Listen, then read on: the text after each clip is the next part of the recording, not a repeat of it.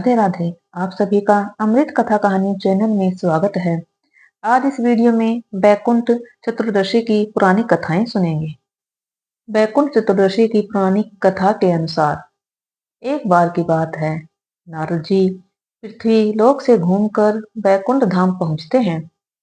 भगवान विष्णु उन्हें आदर पूर्वक बिठाते हैं और प्रसन्न होकर उनके आने का कारण पूछते हैं। नारद जी कहते हैं, हे प्रभु, आपने अपना नाम कृपा निधान रखा है। इससे आपके जो प्रिय भक्त हैं वही तर पाते हैं। जो सामान्य नर नारी हैं वह वंचित रह जाते हैं। इसलिए आप मुझे कोई ऐसा सरल मार्ग बताएं जिससे सामान्य भक्त भी आपकी भक्ति कर मुक्ति पा सकें। यह सुनकर विष्णु जी बोले, हे नारद, मेरी बात सुनो। कार्तिक शुक्ल पक्ष की चतुर्दशी को जो नर नारी व्रत का पालन करेंगे और श्रद्धा भक्ति से मेरी पूजा अर्चना करेंगे, उनके लिए स्वर्ग के द्वार साक्षात खुले होंगे। इसके बाद विष्णु जी जय विजय को बुलाते हैं और उन्हें कार्तिक चतुर्दशी को स्वर्ग के द्वार खुला रखने का आदेश देते हैं।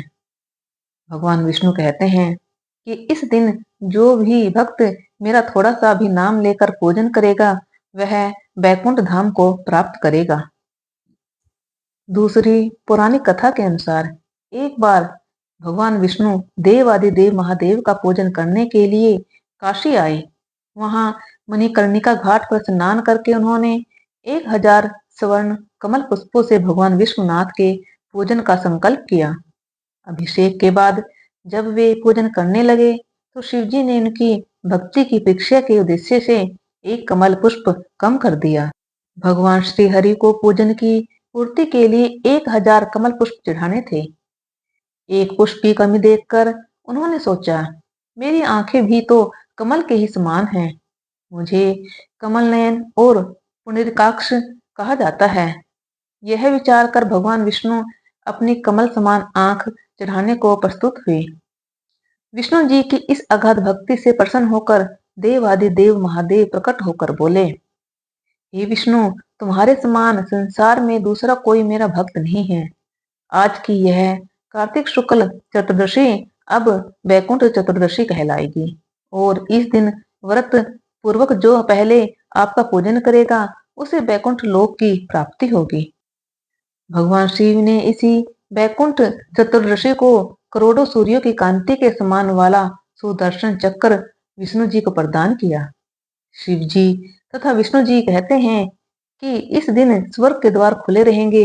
मृत्यु लोक में रहने वाला कोई भी व्यक्ति इस व्रत को करता है वह अपना स्थान बैकुंठ धाम में सुनिश्चित करेगा।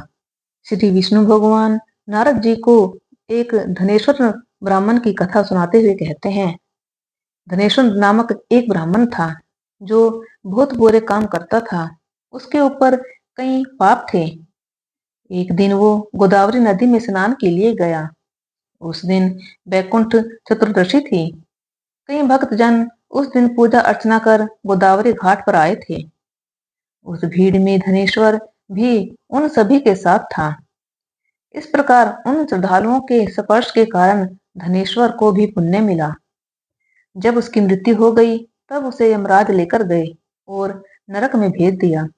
तब भगवान विष्णु ने कहा, यह बहुत पापी है, पर इसने बैकुंठ चतुर्दशी के दिन गोदावरी स्नान किया और श्रद्धालुओं के पुण्य के कारण इसके सभी पाप नष्ट हो गए, इसलिए इसे बैकुंठ धाम मिलेगा। अतः धनेश्वर को बैकुंठ धाम की प्राप्ति हुई। हे विष्णु भगवान, जैसे आपने धनेश्वर पर कृपा करी ऐसे ही सभी भक्तों पर कृपा करें। जय श्री हरि विष्णु भगवान।